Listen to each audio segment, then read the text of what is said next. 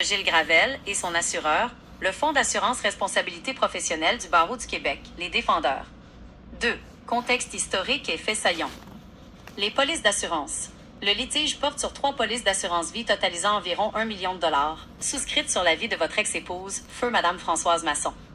L'erreur initiale, années 90. Vous alléguez que McGravel vous a mal conseillé en 1992 lors du transfert de propriété des polices.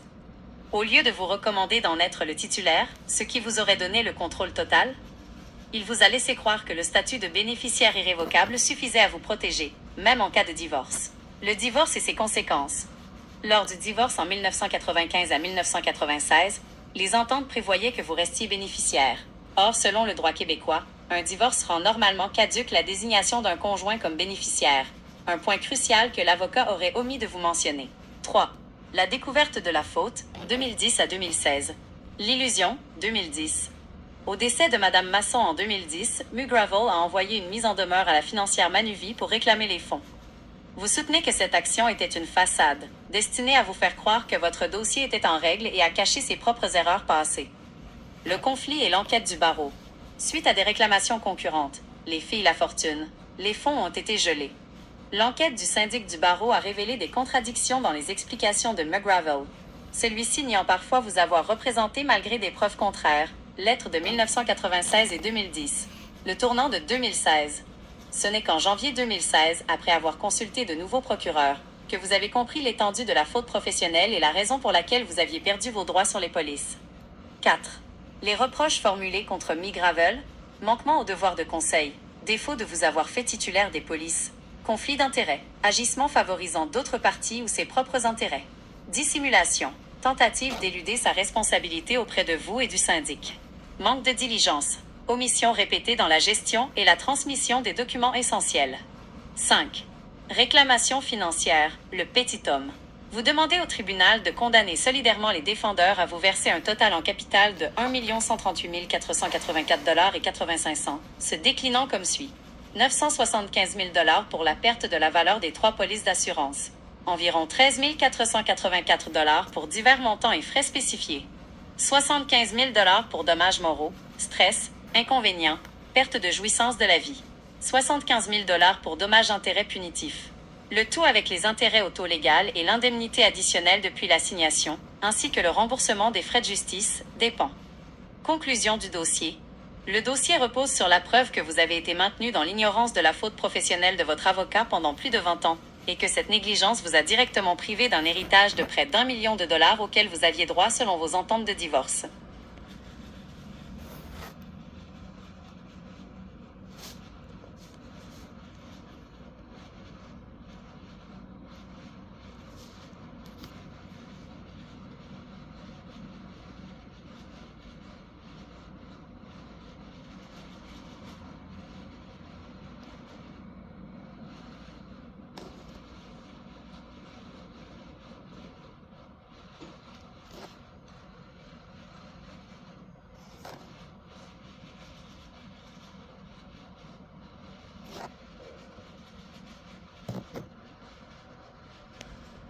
Attention à cet avocat-là, mais Gilles Gravel. Avocat très malhonnête. Un autre avocat très malhonnête, Maître Julien Bérard. Attention à cet avocat, Maître Julien Bérard.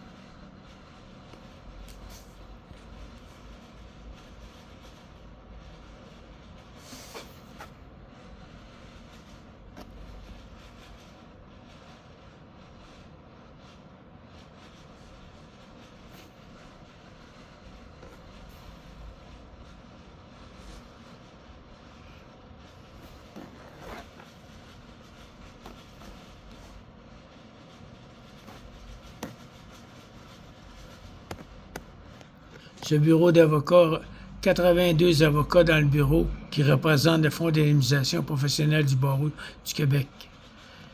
On des juges pour rendre des jugements à les faveurs.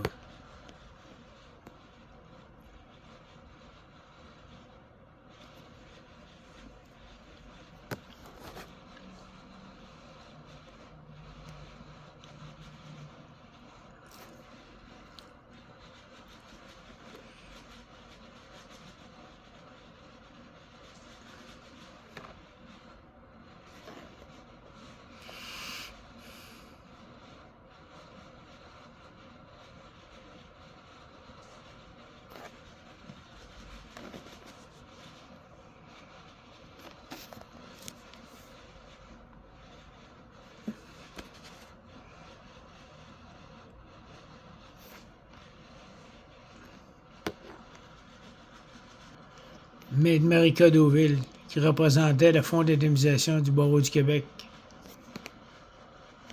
Lisez bien ceci.